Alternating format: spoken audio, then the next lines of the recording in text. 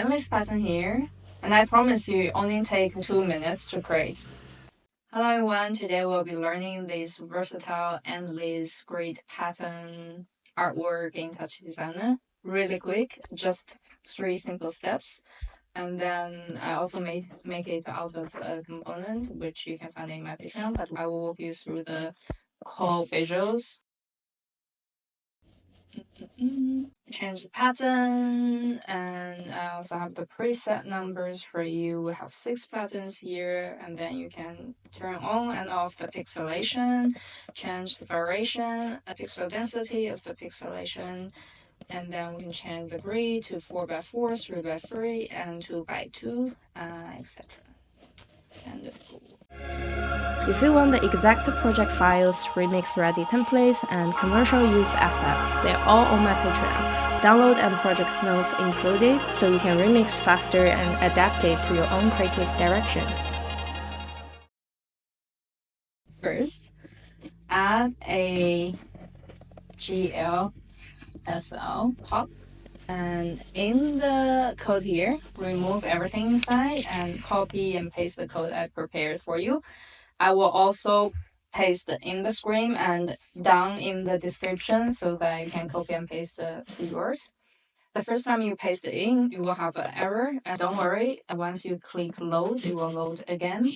And then you want to change the resolution to, I think, non-commercial is this one size. Basically, change whatever resolution you want to work with. Then go to the vectors. That's actually connected to a now and display so that we can see. I'll go to the count here.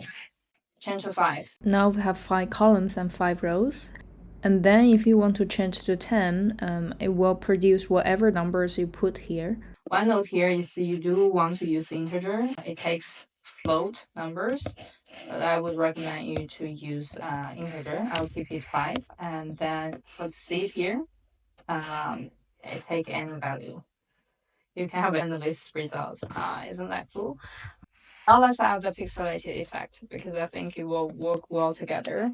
Add a limit, and in the context here, and choose context position here, choose ceiling or floor, change it to 0.005, like something really small, and then here you have it.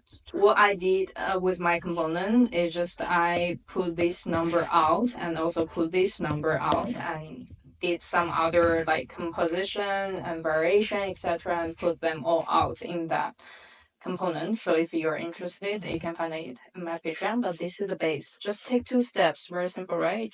GLSL and the limit. And now you have everything. To make it easier to use, you can, for example, use the chop family to control it. Let's add a slider. And then it's very quick, mass, and now, so for example, and then I just add another one, and in here we want to call it seed. The other one we call it grid. Like I mentioned before, for the grid you want to use integers. I would use this, and I want to have, for example, 0 to 1 to 1 to 5. I think 5 looks nice. And then for the seed, literally you can put any number, so it doesn't matter. Let's put 10, for example. And then now I'm using one thing to control 2 parameters. You can of course add 2 sliders or 2 MIDI keys to control whatever, or other audio reactivity data. I just want to demo it really quick. Cute. Then once you have this space, you can use it as a starting point or part of the network. Depends on how you want to play around with it and use it. That's basically it. I hope you enjoyed this quick tutorial, and I'll see you next time.